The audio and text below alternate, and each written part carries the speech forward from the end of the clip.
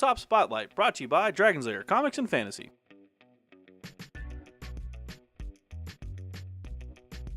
Hey everyone, I'm Adam Harry from BoLS Souls with Evan from Dragon's Lair Comics and Fantasy. We're back with another Tabletop Spotlight.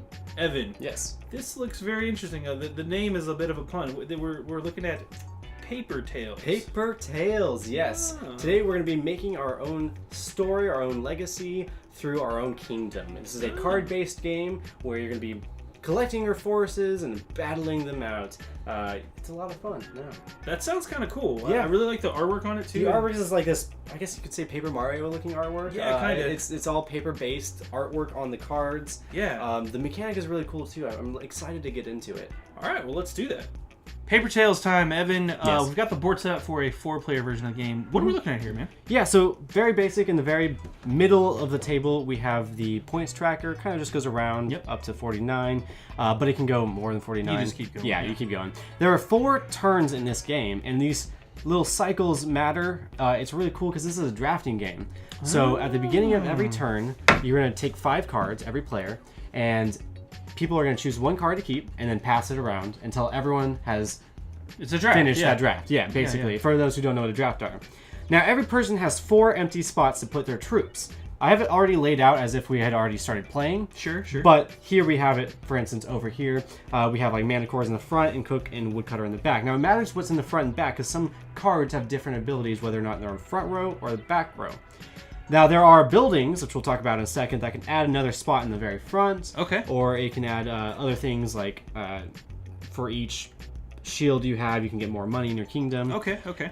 These cards are going to be here forever, though. You can replace them every turn to put new stuff out, but they can't be here longer than 2 turns. So at the end of the first turn they're there, they get a little aging token. A little aging mechanic. Yeah, okay. if they ever have more than 1, they are gone. They're kaput. So you have to keep that in mind for future strategy.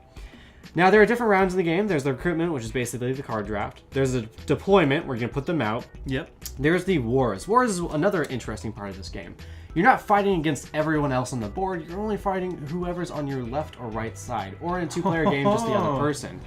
How wars happen, it's very simple. Whoever has the most shields out on their in their deployment area wins the war. They get points based off of that, and so on and so forth. However, you're fighting 2 different wars if you're playing three or more people. So you can always lose one war and win another one. That's always an option. And each war you win, you get victory points. Yes, victory points, and I think you get some gold plus any victory. Yeah, okay.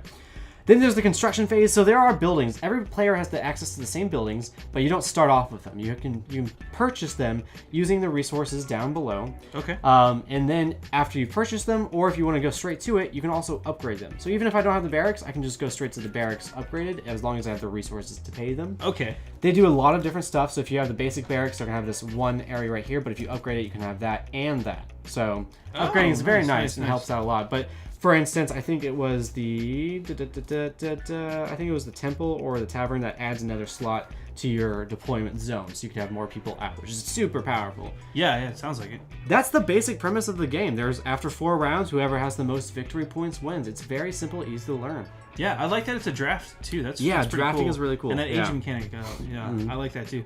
Yeah, this looks like a pretty simple, straightforward game. Yeah. And again, this is set up for 4 players. It does go up to 5. Yes. So. Very cool. Let's hop out for a really fast recap. Well, that was Paper Tales. I like it. It's kind of a neat little battle the person to your sides and build up your kingdom kind of game. Yeah, it's very lighthearted, but at the same time, there's a lot of cool strategy involved, and the mechanics really are cool. You're not gathering resources with little tokens.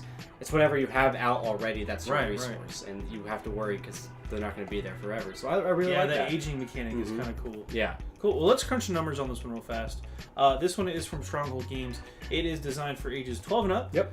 It does support 2 to 5 players. Yes. We only have it laid out for 4, but it has 2 up to 5. Yep. Runtime is about 30 minutes is the runtime, and the MSRP is $44.95. Sweet. Yeah. Just came out too. Brand new. Brand new game. Go check it out. It's in stores right now. I'm Adam Harry from BoLS. I'm Evan from Dragon's Lair Comics and Fantasy. And this has been another Tabletop Spotlight. Thanks again for watching. Click to subscribe. Check out more videos. And thanks for watching.